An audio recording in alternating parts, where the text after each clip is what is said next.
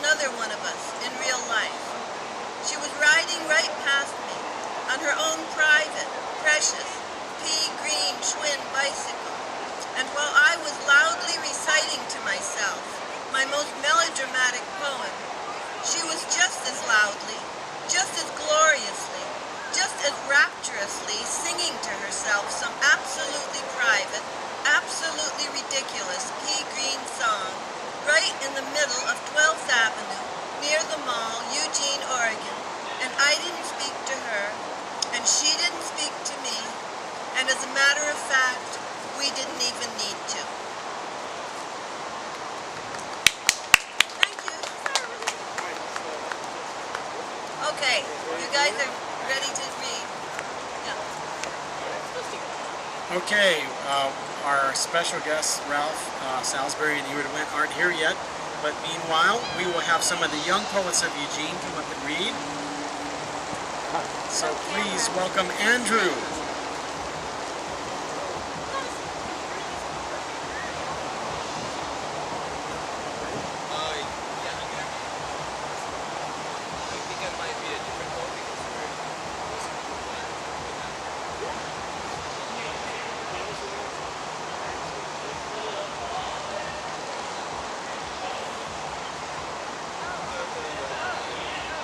All right, gigantic audience over there. How's everybody doing? I'm doing amazing.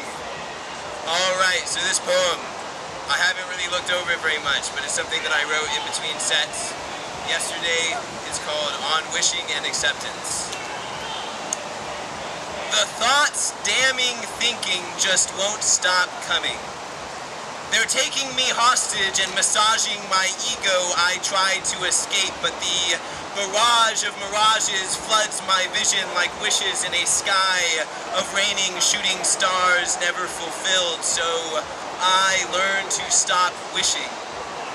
Like a car in a garage sitting and waiting to be driven unto destinies by ghosts of myself, unknowing where they're taking this body. All these passengers begging to visit this or that scenery, only able to see the back of the head of the one in the front seat. Who is it? Is it mommy? Is it daddy? Is it that one thing that happened to me that's turning us down this street? And will we have to turn around to get oil changes and tune-ups? While the mortality of it all keeps saying, are we there yet? Is this a dead end we're driving on, and how long until I get to finally relieve myself? In the arms of someone who shares a similar fate and will accompany these thoughts wherever they take us. Some women want certainty, but guys like me don't like taking or asking for directions. We freewheel and step on it when the road looks long and scare the shit out of the children left in us at how fast we're screeching away from home, and slow where the neighborhoods are nice and we can admire the houses, but I don't want them. I just want wind blowing through my hair in acceleration, trying to locate the balance between the feelings I get when sprinting, kissing, and doing meditation. That will tie it all together into one coherent picture of my numinous anatomy. But that's just another wish that nags me. And really, I think this is everybody. Whether monk or nun or man or woman or working poor or working or not working, rich or homeless or poet or psychic or religionist, or however you or I might identify ourselves by passers-by on a highway that gives way too many choices.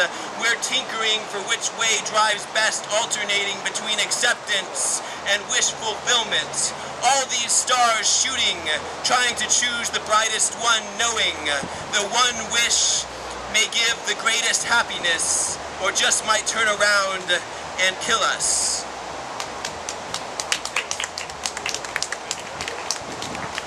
I can do that next one. Ingrid, get up!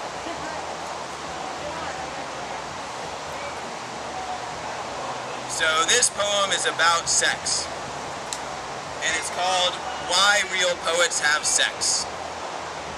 And I wrote it last night. What is this being that you and I are participating in?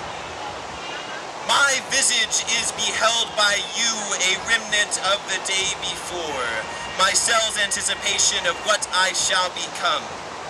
And in the flight from there to there, here I am, a paper machete stick figure, a brightness in between two shades, a fading into darkened dens with evacuated jeans laying empty on carpet floors, where sacred communion is the sticky fluids entrusted between limbs, spread and folded into eagles so American, so African, so Indian, so barbarian, so human, and so you ask as I lift the chalice raised up to my lips to wet your whistle with some words from my philosophy, and I say, I was never anything, nor shall I ever be, but an untamed babe in shock at all the ways made up to say one thing and tell one story. So to do so would be simply to fill the silence with my language as an excuse to occupy this space and look at you from this perspective. And I am willing, but there are ways I'd rather speak than words, than ways involving words, but my tongue will not be still to wet in lessons learnt by speaking a native language born before the birth of diction, before Victorian era affliction and argumentation addiction. There was a feeling that said, what is this being that I participate in? And instinctually man went looking where he came from for the answer, returning some piece of himself to pay homage to a foreign land he once called home, and reminisce in manners vague rather than specific, because that could get creepy, of what untold truths were forgotten behind the veil of the uterus, and wisdom held in the subtle expectation of nourishment from maternal incubators for the sons and daughters of God, the fathers on their knees in prayer, sometimes reverently, sometimes violently, ever perplexed at what their cock is trying to point them to, like a flashlight in the dark used to illuminate another person. Men insert but cannot see the point of view that they are getting, and prostrate themselves before goddesses of fertility and let them ride, if only for masculinity to once look up to femininity and behold what qualities were stolen from our sides when androgynous human became male and female, and God became anthropomorphized, and Plato wrote of genders torn asunder and not satisfied, as the locks and keys go searching for the right combination to unlock mysteries, asking, what is this being that I am participating in? Who is this being I'm participating in? And what was lost to me that I am now within? Thank you.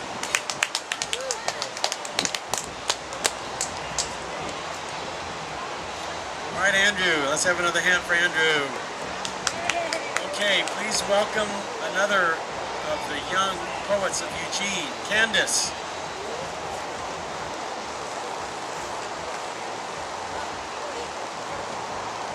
Just gonna find you real quick.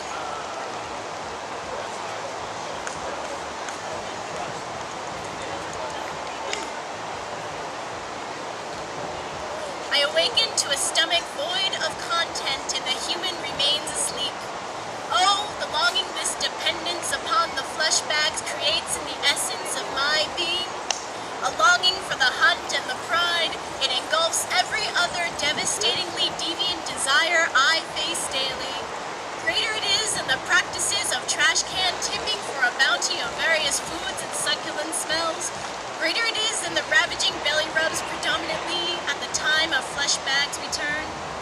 And it is even greater than the secretly secured scraps of meat managed by the smallest squishy pink one. I desire destruction and desolation deeper than words can express.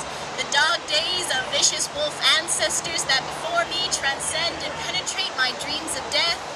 The sight of sweet prey stands before paws poised in position to sprint, tearing without taboo into fur and down to bone.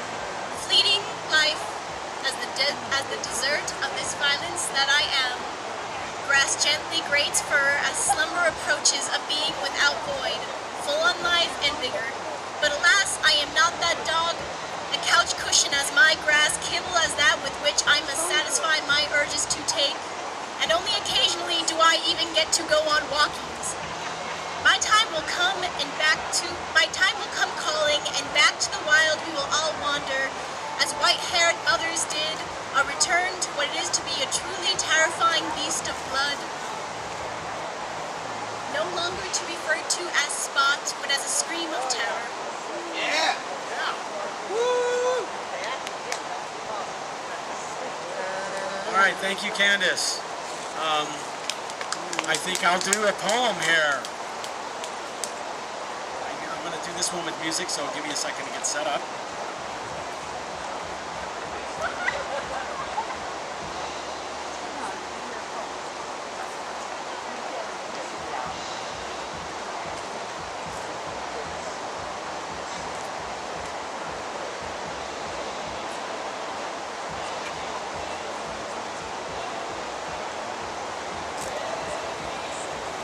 A love poem.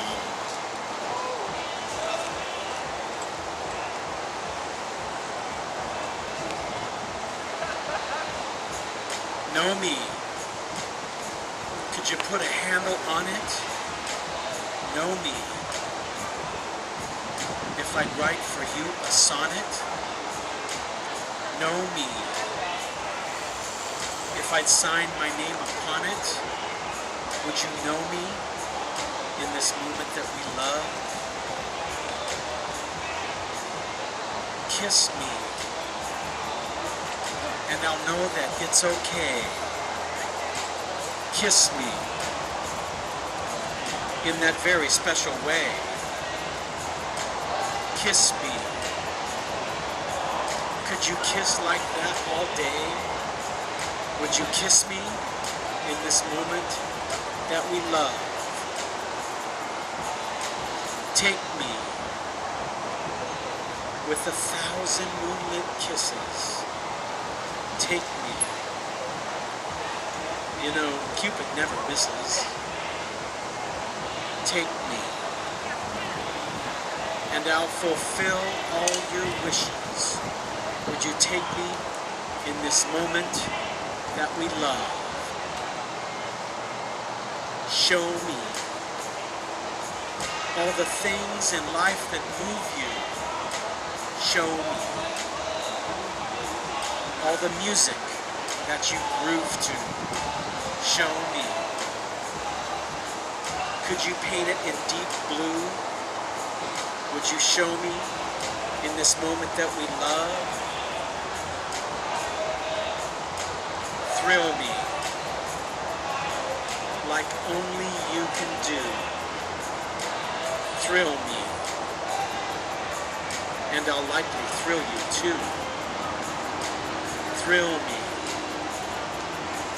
Make me tingle through and through. Would you thrill me in this moment that we love? Hold me just as close as you can get. Hold me. And I know I'll make you out. Hold me till our love makes us both sweat. Would you hold me in this moment that we love? Tell me that our love will last forever. Tell me we can stand the stormy weather. Tell me, yes, it's you and me together. Would you tell me in this moment that we love? Thank you. Thank you. Well, Ralph and Ingrid still aren't here. All right. And then Carter, you want to do another one? Okay. And so Andrew's going to do one, and then Carter. So please welcome Andrew back to the stage.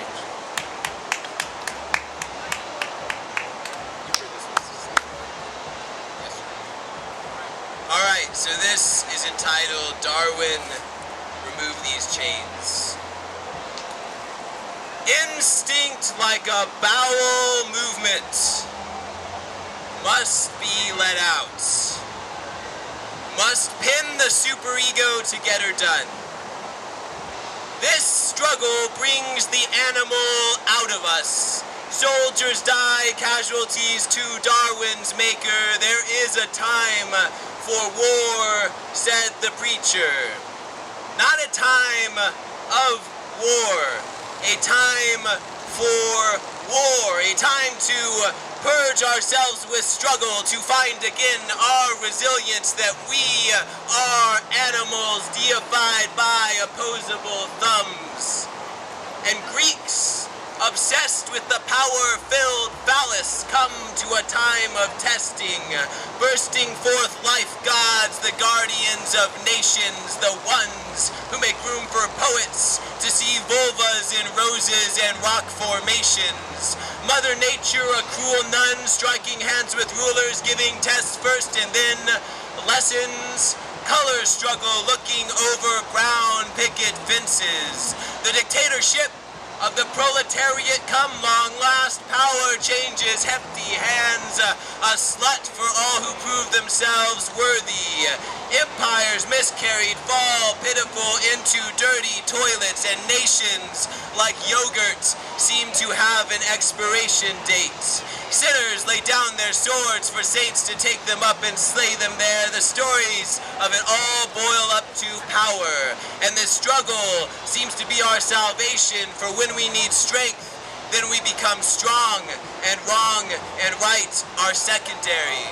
Power is the engine that drives people, like brute beasts gridlocked on tax reform, antlers locked battling for Mona Lisa, for Monica Lewinsky, driven by desire for how it must feel to be on top. Like animals deified by architecture, forks and spoons and guns, rationality, language, opposable thumbs, and I bet you've never thought of how much religion deifies us. Our belief in God makes us gods as we suck the yellow blood from beneath native feet and delicately wipe our lips. As we patrol oily Middle Eastern blood, Abu Ghraib blurs lines of distinction of who the terrorists are. As we see the animal in Hiroshima and grimace in worship before what we are capable of, instinctual self is who we minimize, preferring to be philosophers and scientists, presidents and poets. But it is pure instinctual self which keeps us alive, takes air without our notice, and makes room for prophets to see God in everything. We thinkers are indebted to the beast inside us, the beast inside others, the animals we call our mothers and fathers, driven to fuck like apes fuck and monkeys fuck and tigers fuck, who would have been just friends if not driven from within to fucking make us happen, bursting forth life gods who struggle every day of their life to find what star they came from, making messy bowel movements so much relief it is pleasure to let instinct save our necks and wipe afterwards as if we had something to do with it. And we read in the law of Moses that God is a man of war, and also that we are made in God's image. Like when fighting, we reach the zenith of godhood, when my romantic self thinks just the opposite, begging for swords to be beaten into plowshares. Thank you.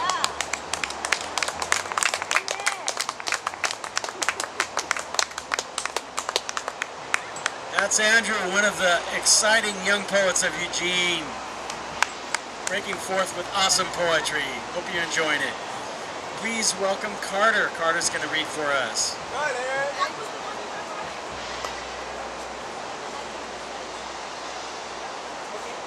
Stephen, thanks again for this wonderful gathering. I wanted to read a poem that I wrote in response to a teacher.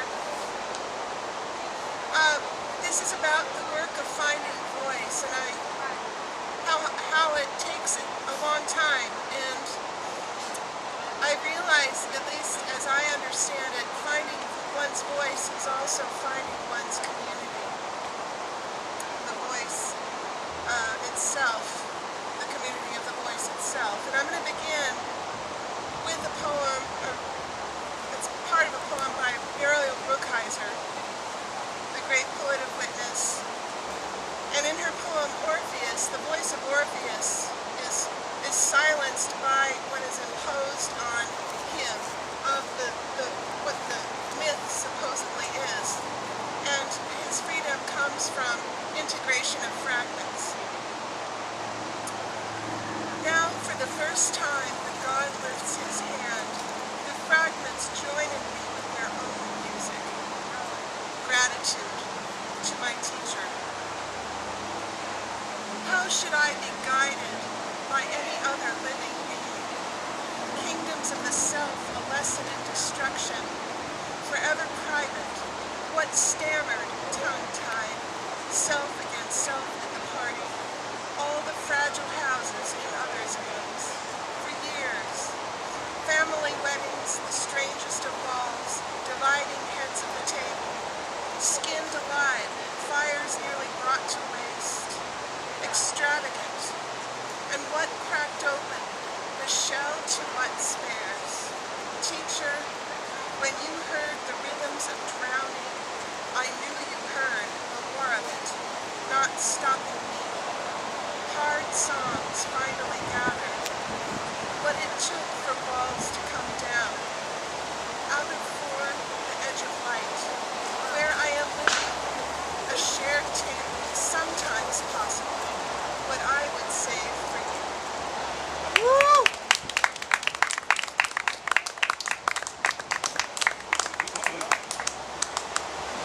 Thank you, Carter. That was awesome. Joan, you have one you want to read? Okay, Fri Sat, come on up. Everybody welcome Joan.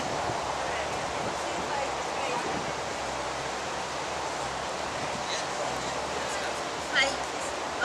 This poem, which I may remember, is called Other Woman Monologue. I'm cast to be the queen of darkness, bride of evil, the wicked other woman in the play. Not her sweet, charming beauty in the center of the story, but the other, shadow woman, the one who waits alone in her lonely, echoing house, the one he comes to now and then, in the night, in secret, whispering, "It's only me, don't be afraid." And then, she mustn't know, for God's sake, please, it would destroy me. And what if hell, you say? I've been there. And it wasn't wickedness that got me in, but fear. And what if friendship between women? Isis, hear me out. I'm going blind. And what of love? I speak of hunger and of music. The song my body sings when his nipples brush my breast, his lips, his breath, the ancient warbler's holy trill. I think that I would die for this. I know that I would kill. Nice.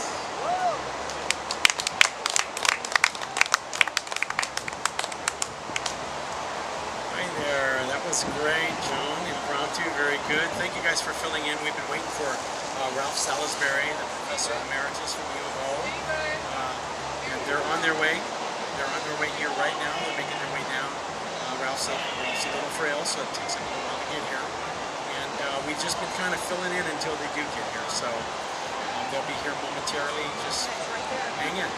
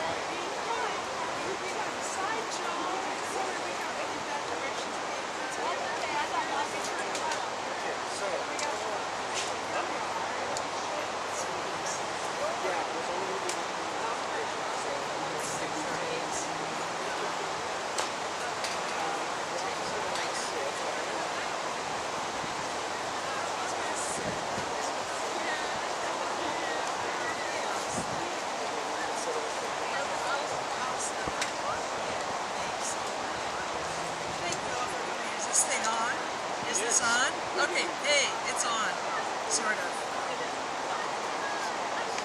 Everybody, please welcome Ingrid Wendt. Thank you all for coming. And Ralph's out there. Here is our grandson, Cavino. There's our granddaughter, Gemma, setting up books. These kids are very organized. Ralph and I are also, but we got kind of turned around. We're here. Thank you for waiting for us. We thought it was that stage by the entrance. We were waiting for the band to stop. So anyway, I brought some poems. Can you hear me? Can you? Barely. Is there a way to turn it up? I'll just project. All right, yeah. Well, I brought a number of different poems. One of them I wanted to read. It's an older poem, but I saw at the top of the register guard this morning that said, what is this now? Killer Burgers to come to Eugene? Is that the name of it? Killer Burgers coming to Eugene. And I read the story, and it's a chain with like exotic burgers. The one they quoted was peanut butter, pickle, and bacon. Burger? Yeah, peanut butter, bacon, and pickle burger. I don't know if it's all mixed together or if those are the toppings. But it's a killer burger, right? So this reminded me of a poem with, it's basically a list of words that I collected and put together after I heard a very amazing speech by a president of the United States in the 1990s. It's titled Words of Our Time. And have our tongues not always known what they speak? Good students, smart as whips, always hitting the books before killing the lights. Armed with knowledge and struck by new ideas, who wasn't proud to take stabs at it? Firing off questions like shots in the dark. Parties were blasts or they bombed. No joke was ever caught dead without its punchline. And here is a time when the president says, we still have a shot at peace. And the surest way to peace is through war. When the media says fire that kills you is friendly when it's from your own side. When we say bring our troops home and are told we don't support them. In this time when words can make any war just. And peace, a smashing success. That was the headline after the end of the Gulf War. Smashing success. In this time, words like feathers knock some of us over, and some of us stand speechless.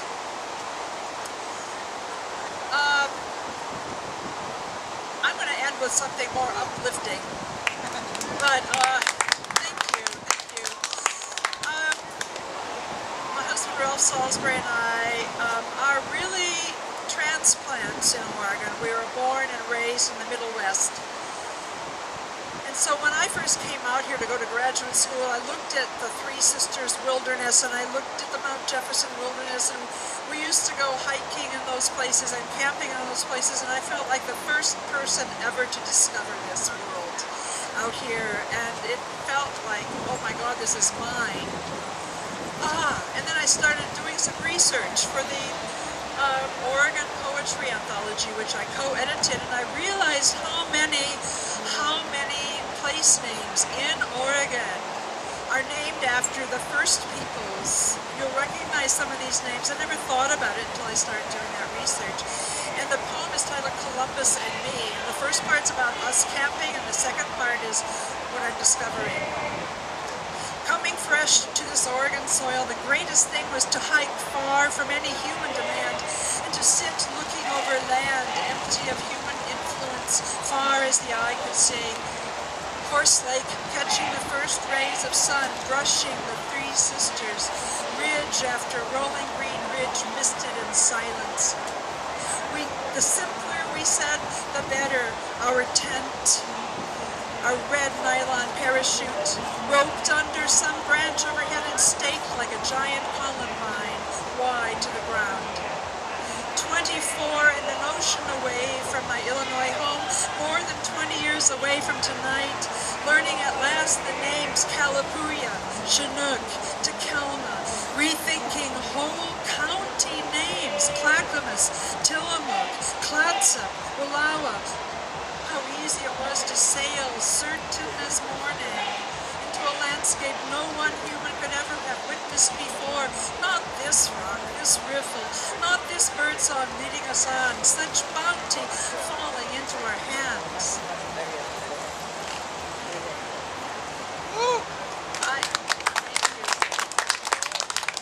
I really had trouble with my conscience for a while after working on that book, because I realized the extent to which the first peoples who lived really beautiful lives in many ways, how many there were, how they were displaced, how they were almost annihilated. The place we are standing, I have one more poem kind of on this theme. It's from my third book of poems called The Angle of Sharpest Ascending. And in this book, I have a small section about different kinds of places and things that happened historically that are painful to think about. And I'm mentioning in here something that many people remember, the painful experience, the horrible experience of things that happened at Thurston High, and then also right where we are standing right now, folks, you and I, used to be a Calapooya village. And I mention that in this poem. So this is in honor of the first peoples who used to live where we are now enjoying an afternoon. Okay? I finally decided I can't do anything about what happened. I can't undo the past. But I can try to live respectfully and with love for what we have, and I'm determined to do all I can to preserve it. And when the flowers draping the fence have shriveled to brown, who is it, unknown to us, takes them all down? And when sculptures and altars completed must look for new homes, when the name on the cross at the curve in the road can no longer be read, and the hilltop cross overlooking our town is replaced by a flag. More democratic, voters have said, it speaks for us all. And the Calapooya people, the village is standing below this spot. What about why they are gone?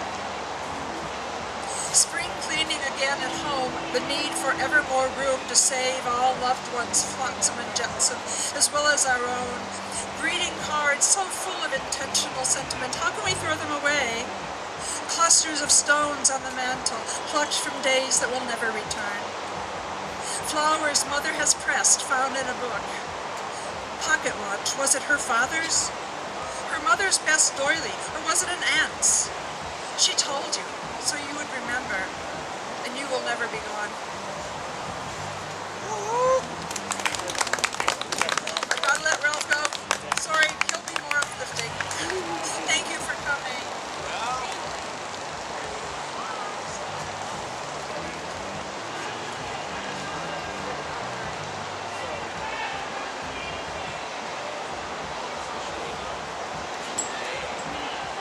Ralph Salisbury is going to read for us, and Ralph is the Professor Emeritus at U of O, and he taught creative writing there for, what, around 40 years?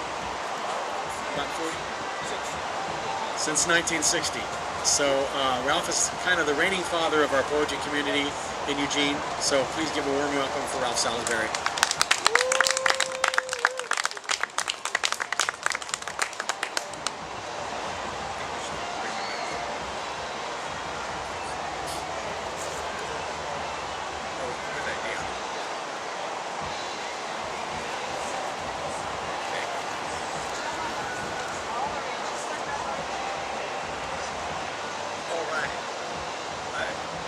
I'm sitting at a kind of awkward angle, but can you hear me okay?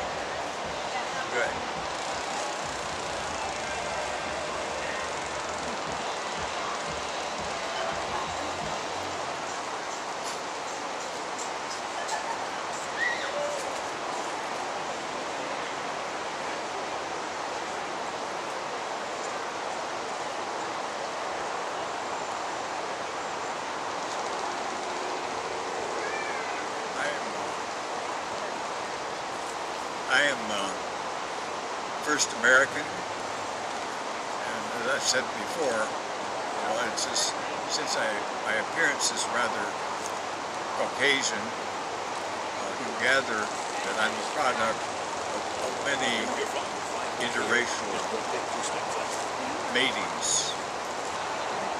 Not many of them voluntary.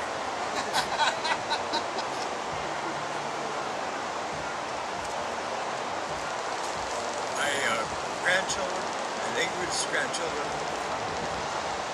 are our grandchildren, Ingrid's and mine, are scampering around here, enjoying this lovely day, this lovely park, and so I am dedicating my part of the reading to them, to Gemma and to Gavino.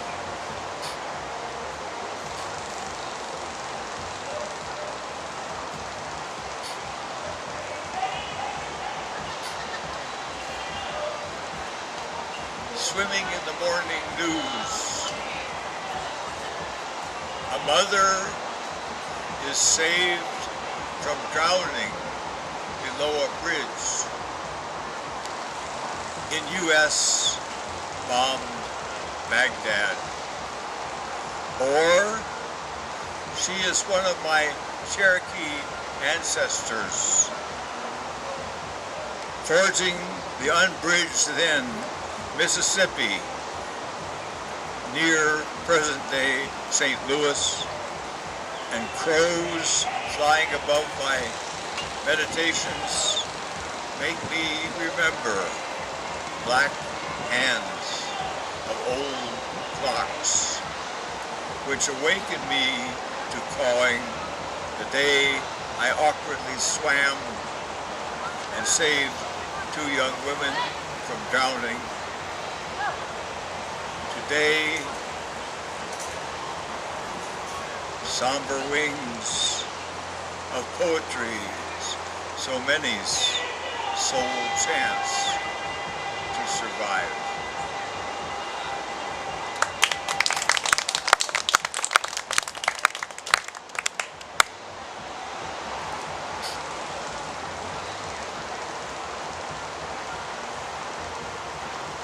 As you know, I've been reading my work. You know, the anti-war theme is one of my main themes, and I've gone through a personal progression with regard to war. I was a volunteer for the U.S. Air Force during World War II, and as with most working class people, we're very much in the minds of the military. And so by the time Vietnam came around, my brother was there, and myself, my older brother, and my sister's husband were all World War II, and my sister's husband, Bob Walker, was called up in Korea as well. A brief story. I think sometimes it doesn't hurt. The only reason I wasn't called up for Korea is a computer malfunctioned. That makes me feel a little better every time my computer proves that it knows more than I do.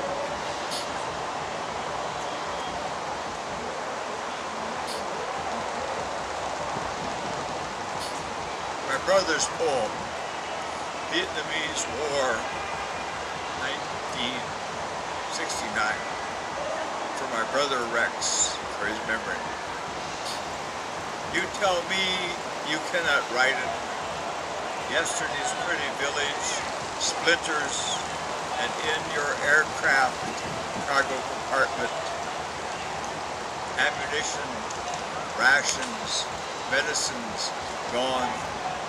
An American lies wrapped in his raincoat,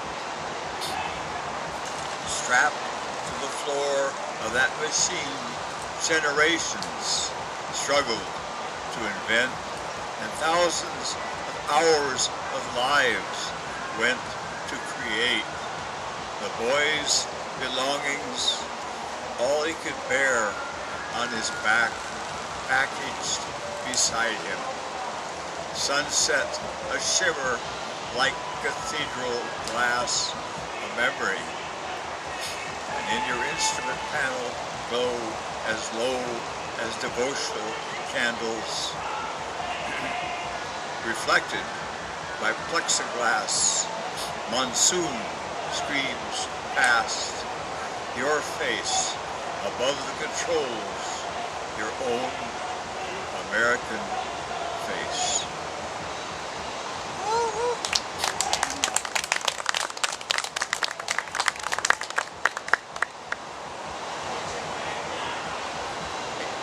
Ingrid has asked me to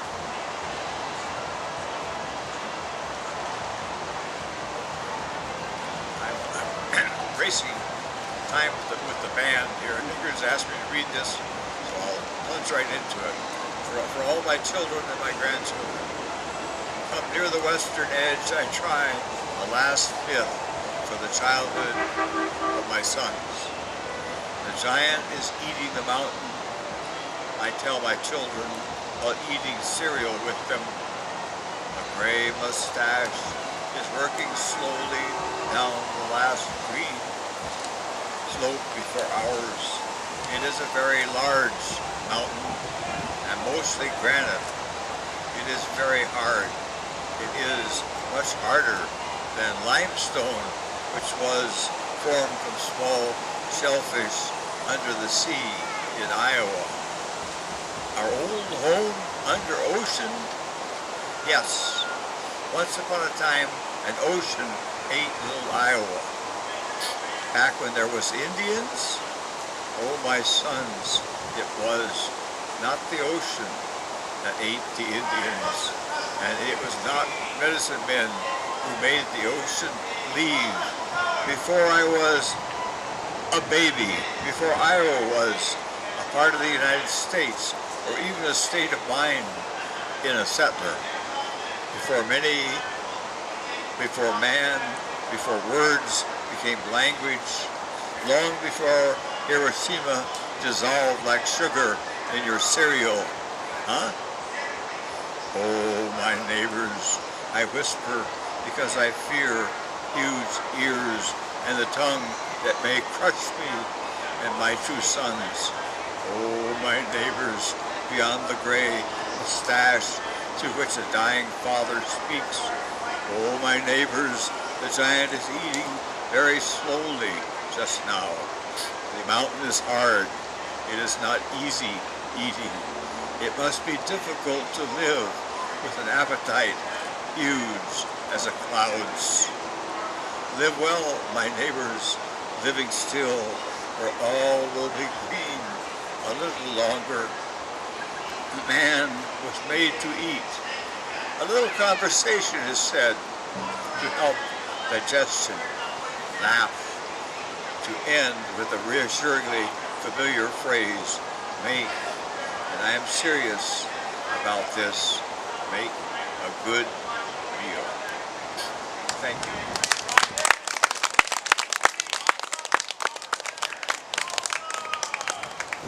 Okay, thank you guys so much for hanging out. The band's about to start up. We're going to lose our time. I wish we had so much more time to listen to Ingrid and Ralph read because they are so awesome. But please give them another round of applause. Ralph Salisbury and Ingrid Wendt. And we will have another poetry set after this band ends. That'll be at 2:45, so hope you join us again. Thanks. Oh yeah, and Ralph and Ingrid will be over here signing books for anybody who would like to look at their poetry.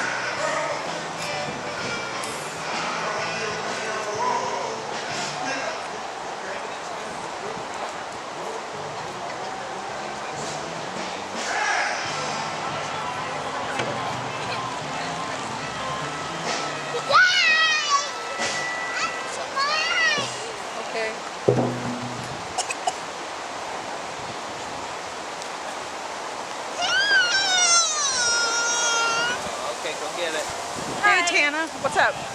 No, and I was the one looking for you.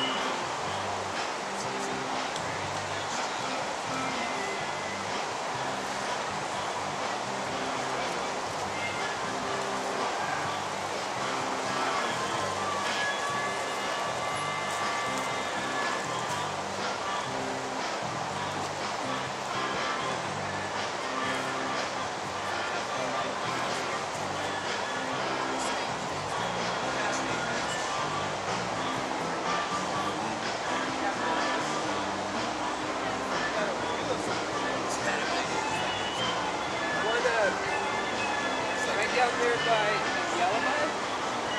They one down by my house, but they're in there.